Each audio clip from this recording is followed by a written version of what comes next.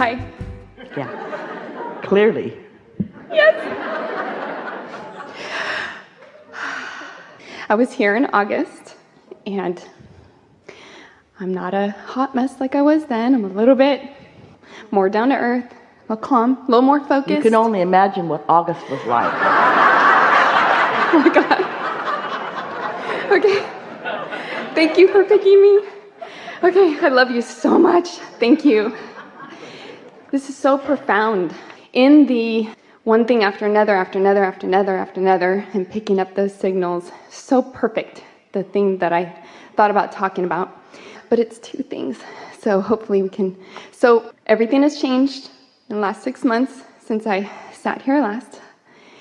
And I'm so happy, and everything is right on track and falling into place, and it's just getting better and better.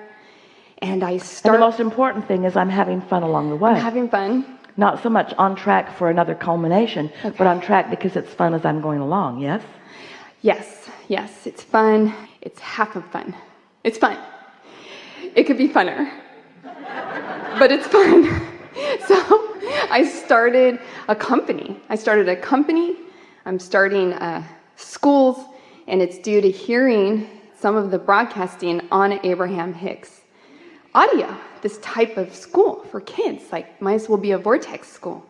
So it's exciting, it's phenomenal, and it's amazing. And so when I see my future and what I'm experiencing in the beginning stages of something just so what was out of my league my whole life, it's just incredible. And so the millions of dollars that I want, everything's going to fall into place. But I kind of want to fine tune that money thing, my beliefs, because when I thought about coming here, I thought, what has been such a deep-rooted belief in me for a very long time that I would want assistance with, and I think it has to do with money. What happens to so many of you is that, so we want to go back to this. Do you accept the concept of this vortex even though you can't see it? So you know that there are vibrations there that are getting bigger and bigger and bigger even though you can't see it, and maybe you're beginning to feel them. Mm-hmm.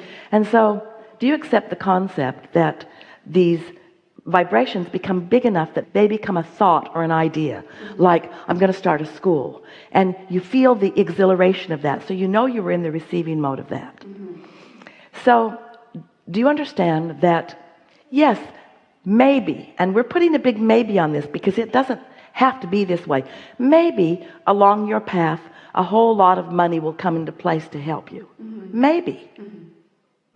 Mm-hmm.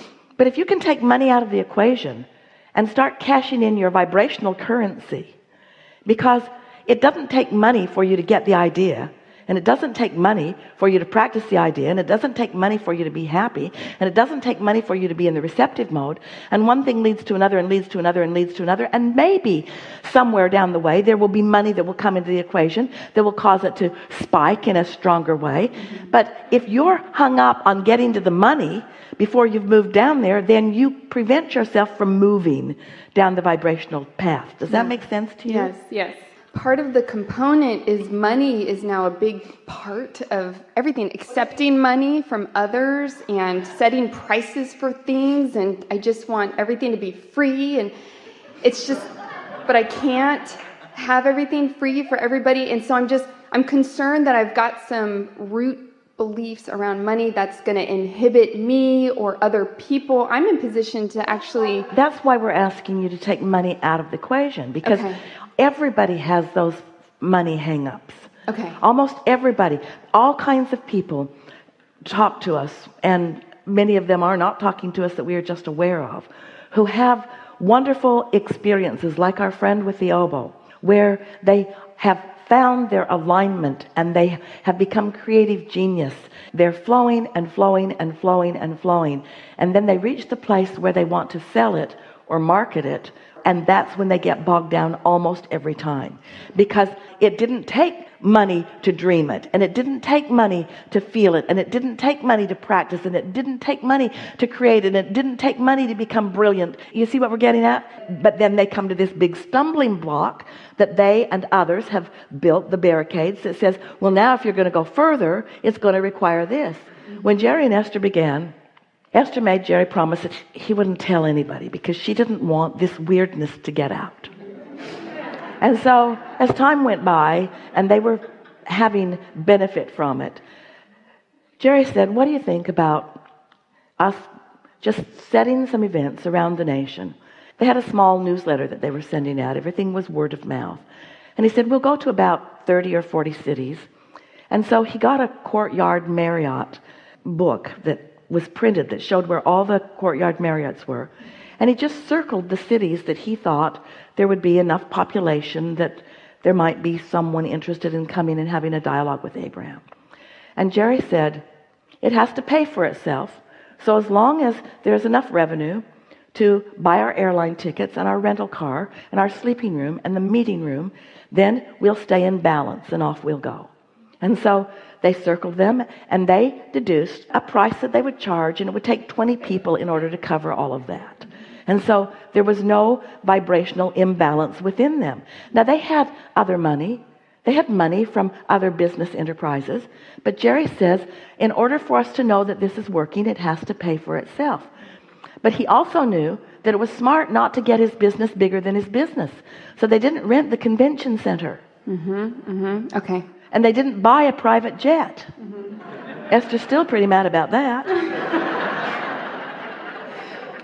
And so what you want to do, you want to take money out of the equation. You want to just make sure that you are in balance. Okay. Because the thing that keeps almost everyone who has the potential of a magnificent fulfillment of their creative dream is that they put money, which they have been railing against for all of their life, in the middle of the equation, and then they use that as the reason not to be in the receptive mode, and then they don't match up with all of the things along the way that would lead them to what they want. So many people look at situations like what you're talking about, or anything in life, and if the motive to do it is the money, then they trip themselves up right away.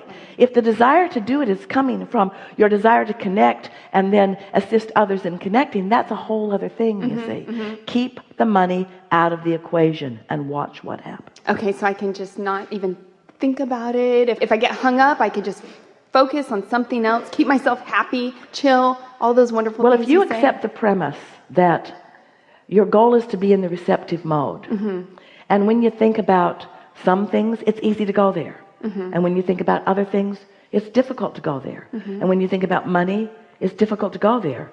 So you don't think about the things that make it difficult for you to go there. Okay. If you accept that it's not money you want, it's receptive mode. And if money's keeping you from receptive mode, then it's counterproductive. After a while, money won't keep you from receptive mode. It'll just be more of the natural process of things. It'll be the way that you expand. It'll be the way that you do more things. It'll be the way that you live life in a fuller way. It will be a way that you enjoy the happiness that you've found already in a stronger way. Yeah. But you have to ask yourself, is the concept of money, the idea of money, the conversation of money, is it conducive to me being in the receptive mode? If it is, then focus on it. If it isn't, then don't focus on it, or anything else for that matter. Okay.